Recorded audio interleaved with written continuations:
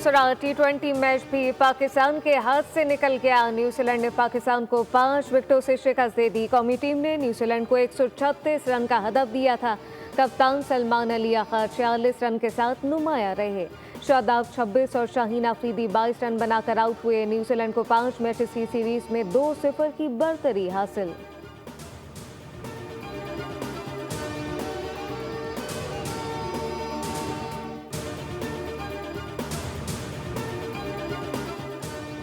दहशतगर्दी से कैसे निपटा जाए, कौमी सलामती की सूरत हाल पर पार्लिमानी कमेटी का इजलास आज होगा। इन कैमरा इजलास में अस्करी क़यादत पार्लिमानी कमेटी को मौजूदा सिक्योरिटी सूरत हाल से आगाह करेगी। तमाम सियासी जमातों के पार्लिमानी लीडरान और इनके नामजद करदा नुमाइंदगान शिरकत करेंगे। पार्लियामेंट में गैर मामूली सिक्योरिटी इंतजाम, किसी भी गैर मुतल्लिका फर्द का दाखिला ममनू करार। मीडिया समेत तमाम एंट्री कार्ड आर्जी तौर पर गैर मौसर। पार्लियामेंट की हुदूद में किसी भी किस्म की रिकॉर्डिंग पर पाबंदी होगी।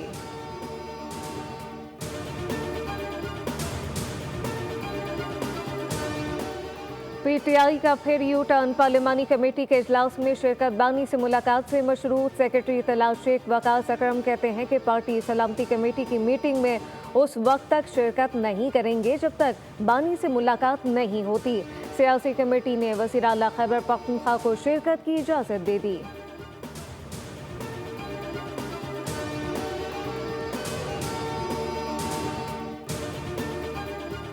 जाफर एक्सप्रेस हमले के दौरान दहशतगर्दों का हैंडलर से अफगानिस्तान में राब्ता था। दहशतगर्दों को अफगानिस्तान से हमले की मनसूबाबंदी और हिदायत दी गई।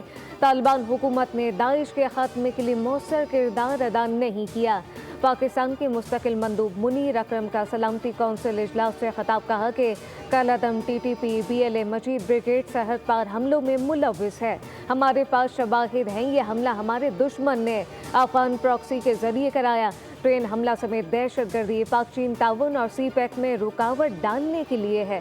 सलामती कौंसिल दहशतगर्दी के खिलाफ पाकिस्तान के साथ ताउन करे।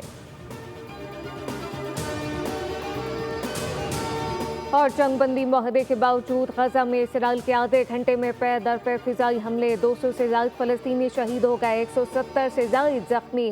फलस्तीनी वजारत सेहत के मुताबिक शौदा की तादाद 232 हो गई। 19 जनवरी को हमास के साथ जंगबंदी के आगाज के बाद से इसराइल की जानिब से ये सबसे बड़े हमले हैं।